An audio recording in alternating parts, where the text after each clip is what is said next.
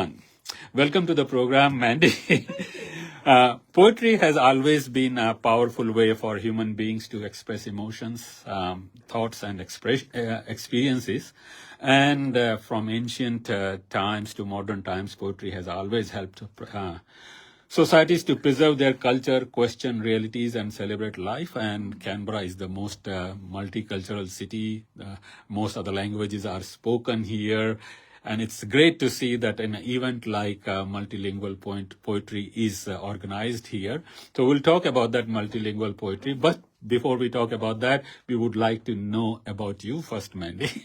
Oh, well, yes. Well, I'm quite active in lots of ways with languages because I'm with the ACT Bilingual Education Alliance and also at the ANU in the School of Languages, Linguistics and Literature, Languages and Linguistics.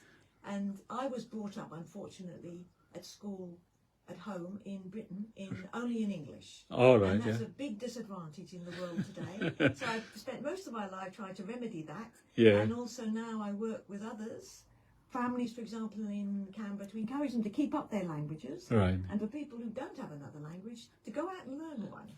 That's a great mission. Do you speak any other language other than English? I do. My second language would be French because I did French at school and I continued that at university.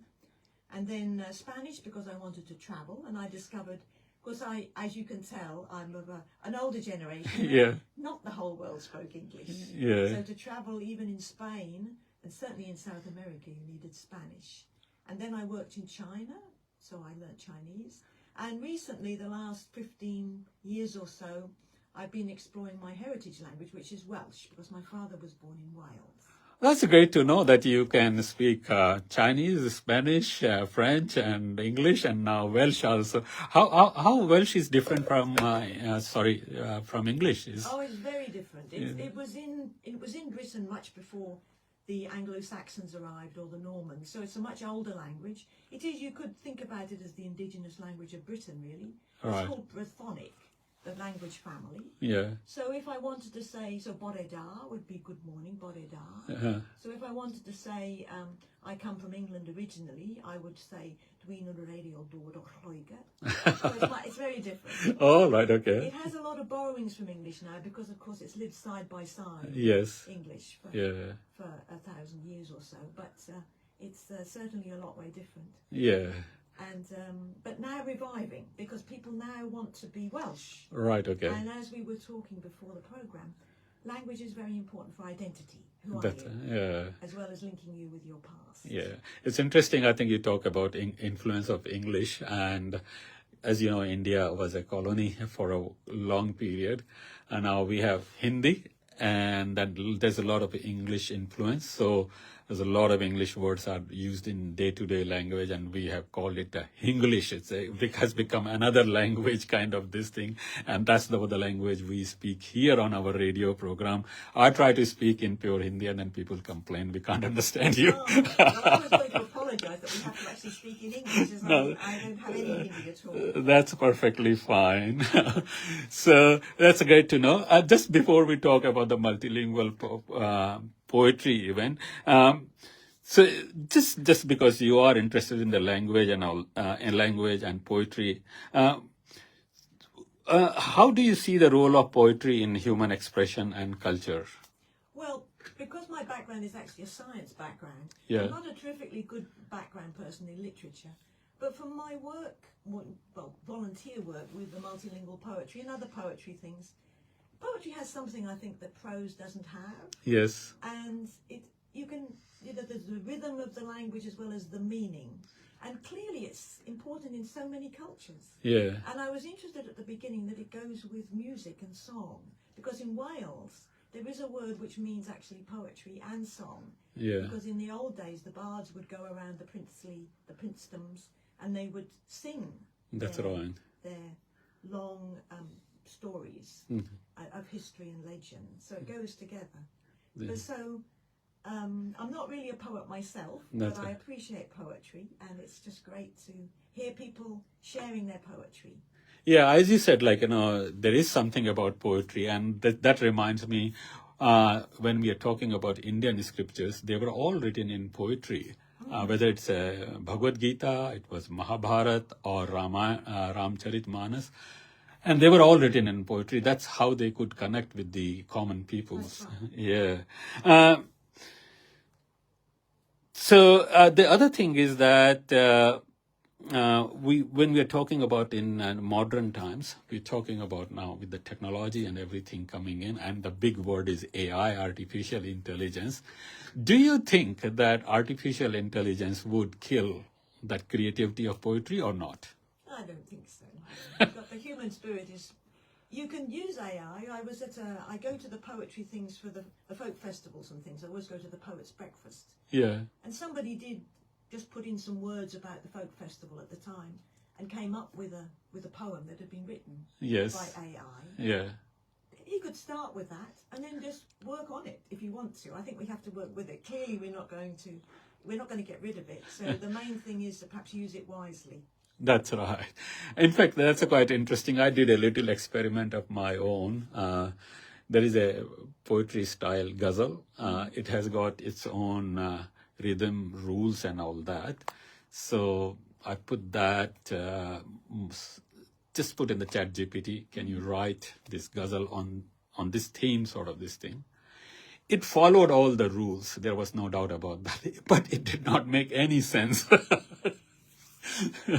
So, yes. And that was in Hindi. That was in Hindi. That's another thing with AI is it has vast stores of the major languages in the world. Yeah. But the thing is, it's not doing anything itself.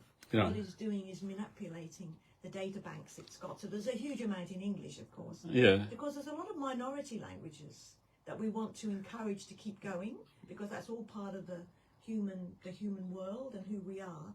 And in that kind of area, AI really lets them down because they just don't have the mass of data in written or spoken. That's right. It relies upon the data. If the data is missing in there, then yeah. But going back to your thing about the tradition in poetry, of course, that goes back to the oral tradition. Yes. So if you have a long saga or legend, of course, it's much easier if you have rhythm or even rhyme, or there's a pattern, because it helps the reciter remember what comes next. So it's kind of natural, really, to play with language, because they talk about, is the days of interpreters and translators over? But language is more than just getting a message across. That's your right. appointment is at 3:00. Yeah. It's to do with feeling and emotions, experience and emotions. Yeah. And that sort of thing. It has to be human, otherwise it doesn't make sense. That's right. So we can say poetry, poets and writers are safe from this advent of the technology. That's even more important. To make their presence felt. Yes, yeah. I think we'll just take a bit of a break, musical, and then we continue our discussion on poetry. चलिए आपको एक और गीत सुनाते हैं, समझावन, Humpty Sharma की दुल्हनिया, और ये गीत अरिजीत सिंह की आवाज में है, और उसके बाद हम बातचीत जारी रखेंगे मैंडी स्कॉट जी के साथ पोएट्री के बारे में. आइए सुनते हैं ये गीत आपको, समझावन, जो बहुत ही मशहूर गीत हुआ था.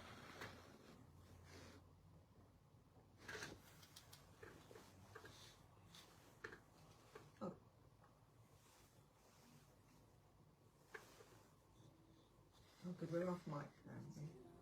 If you can hear that, we're off mic. That's a good safe. That's right. Yes, I'd be grateful if you would mention when we close. Sorry. Radio मनपसंद FM 91.1 पर, और मैं हूँ किशोर नंगरानी आपके साथ, और बातचीत कर रहे हैं पोइट्री के बारे में, और जिसके बाद बातचीत करने के लिए हमारे साथ हैं Mandy Scott. Mandy Scott is in ANU also. She has done a doctorate in linguistics and in the School of Literature, Languages and Linguistics. You working over there? I'm an honorary lecturer. Oh, you're an honorary lecturer over there. So we are very privileged to have her here, Mandy, and to talk about poetry in general, poetry in our own mother tongue, and multilingual poetry event. So let's talk about something very close to our heart. It's about poetry in our own language. Why does poetry often feel more powerful or emotional when it's written or heard in one's own mother tongue? Oh, well, I think think anything in your mother tongue is, and it's to do with tradition and history also. Of Yeah. course, modern poetry is great. Yeah. With the new rap forms and things like that. We want to get young people also involved in it. Yeah. It's a great way to perform. It's short, Yeah. so you don't have to learn masses of stuff. Although we do let people actually read. A lot of people read their poetry. That's at the right. multilingual nights. It's a very relaxed evening. Yeah. Because one of our aims is to encourage, especially the younger generation, to come along and be proud of the fact that they've got another language. That's or right. a mixed language. Nothing wrong with mixing Hindi and English. Yes. Because if that's the language you use in everyday life, Yeah. that's really important. That's right. So you mentioned about the multilingual society, and I think you touched upon that. The language plays an important role in preserving our own culture. So what's that kind of role? We're talking about in Canberra, we got, people from everyone, and the language which we have, generally we speak English at work and everywhere else in social situations. Why is our own language important in? Well, I think you just think about yourself. It's important, isn't it? There it is. You may dream in it. English really takes over, I know, if you're really working in your most of the hours of the day in English. But there's something about your own language, I think. And probably if people read, if you want to read literature. Yes. And something about poetry, but literature in general. Yeah. And it gives you a link to other cultures. Yeah. Because in multilingual poetry, it is actually officially called mother tongue multilingual poetry. Right, okay. But the mother tongue bit, I think, is a bit deceptive because we also encourage people who've learnt languages as a second language or third language, an additional language to come Right, along. okay. Just celebrate the fact that they know about another language, which gives them a window into other cultures, not just their own. And I think that's very important. We want to be multilingual. That's right. I think it's a window to other cultures, as you said. That's a really key point.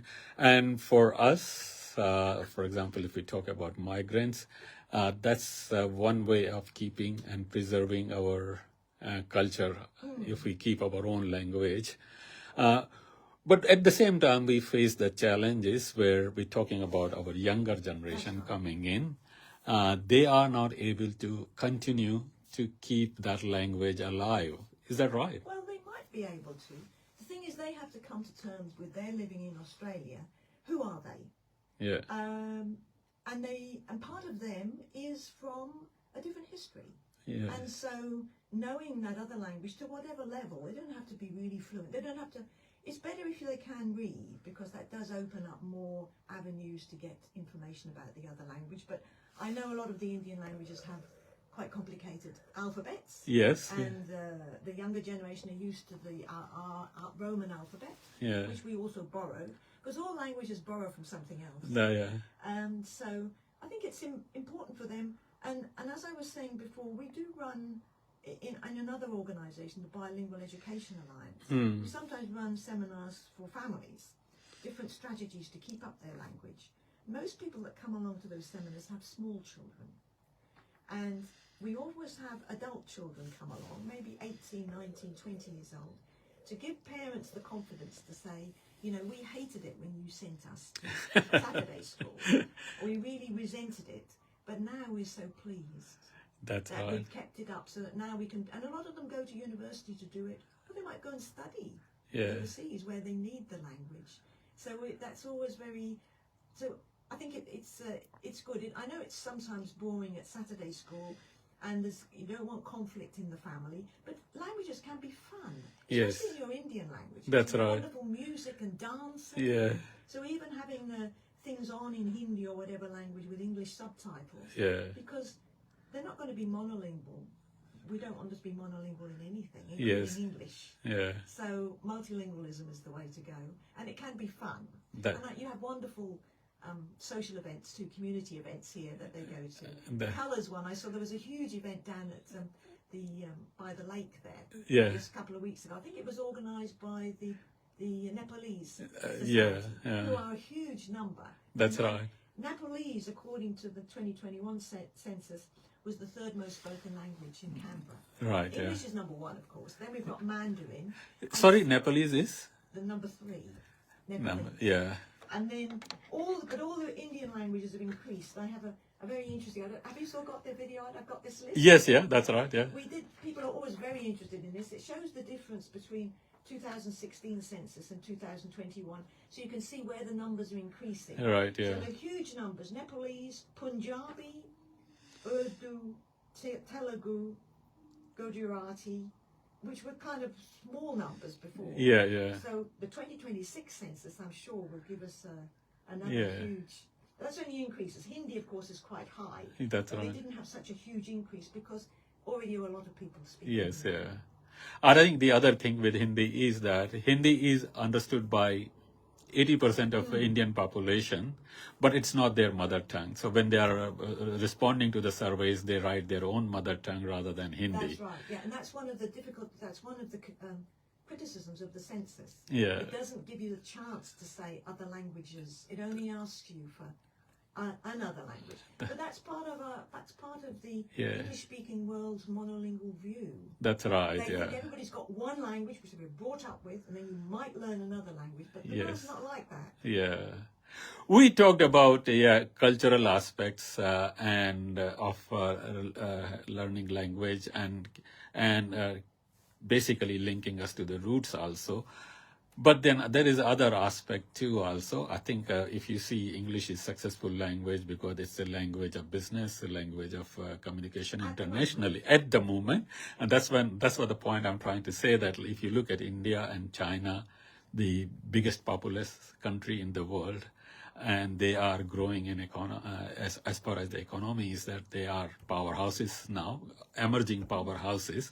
So these languages can help you in that aspect also, having a business and economical point of view also. Yeah, and the research shows that if you do know another language or a couple of other languages, if suddenly it was very important to learn Arabic or Russian or whatever language, Yes, it's yeah. much easier to pick up another language. If you're a monolingual English speaker, it's really quite hard to That's learn. right.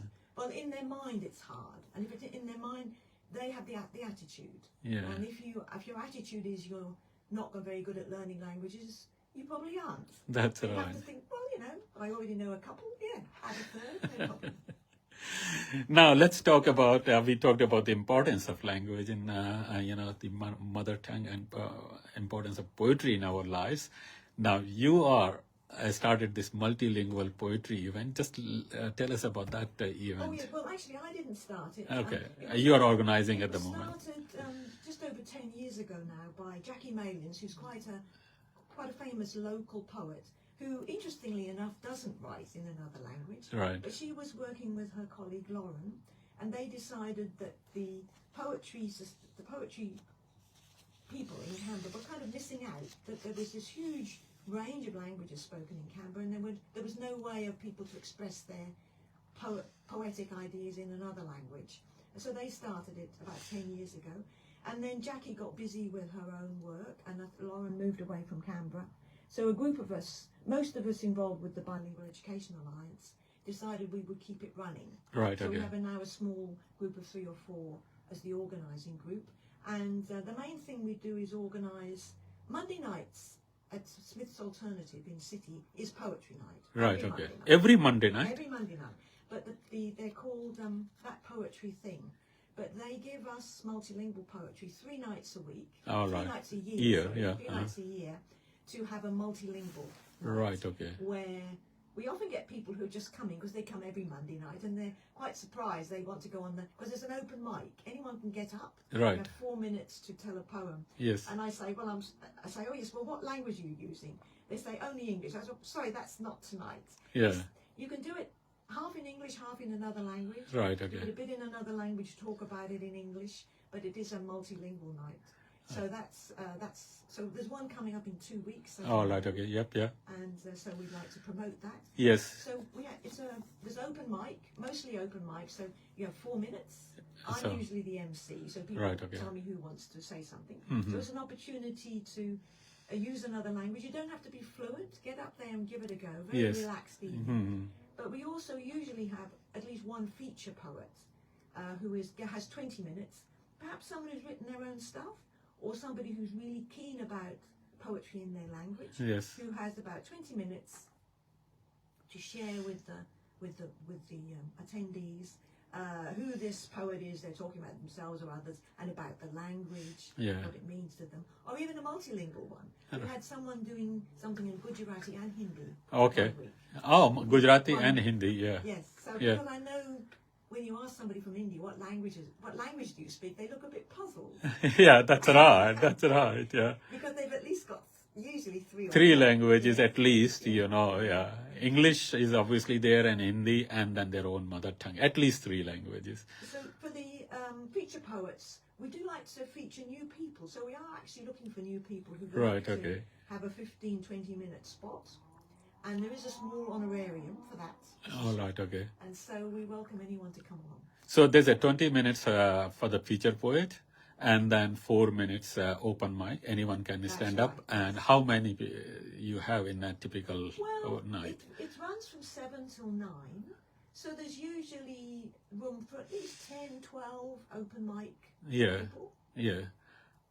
So when we're talking about multilingual, there's so many languages are being spoken and the audience is sitting there. They might not understand the full these That's things. why you have to give a summary in English. All right. But also I encourage people not to actually translate the whole thing because it gets rather boring to hear it in da-da-da, 1 minute poem and then 1 minute in English. It's enough actually just say this is a love poem or this is, people's very sad, it's talking about the nature. And then when you're speaking, poetry is, you have to be there and spoken. That's right. And you feel the language. And we want people to appreciate the language. Right, okay. So it doesn't need to be a literal translation of your Certainly poetry, not. just an idea about your poetry, and then you say That's it in right. your own and language. Just sharing and say why the language is important to you. And especially for, if people have got young people, it's an opportunity for them to get up and find out that people are interested, that they speak another language. So we welcome any teenagers or, Oh, right, okay. young people to come along and share. And their speak language that. also. Oh, I should say that there is IT available, so we can have access to a screen. So sometimes, especially for the feature, if it's a long epic or something, we can put something up on the screen, pictures or something in English while the person is speaking. Right, okay. Probably for 4 minutes it doesn't matter, but for the feature, it's a great help. So, all right, okay. So for the 4 minutes, if we are looking at that, of course, you don't want to have it distracted by something on the No, screen. that's right. Yeah. So a little bit of introduction: who you are, what languages you speak, why you want to say this poem, a little bit about the poem, and then go for it. Right, okay. Okay, so it's fairly easy way, and I know because I know I also write poetry, and I'm hoping to see you on the 30th, Monday the 30th. that's right. So I would try to be there if I don't have any other commitment, and so anyone can participate. There is no prior registration required. No, that's right. It's good if you're going to be doing an open mic. It's good to drop us a line. So the email address would be mothertonguemic@gmail.com. Mike spelled M-I-C. M-I-C. So mothertongue M-I-C. Mothertongue Mike, all one word, @gmail.com. Or you can come. There is a small entry fee, $5. Right, okay, $5, yeah. But that helps Smith because it's a fantastic venue. If Yeah. you haven't been to Smith's Alternative, it's a lovely little venue. Right, for okay. Poetry. So where is that located? It's bang in the middle of Civic at the end of the tram line. Oh, right, okay. And right in the middle there, opposite the post office. The big post Yes, office. yeah, in GPO. Civic, just opposite there. Right, okay.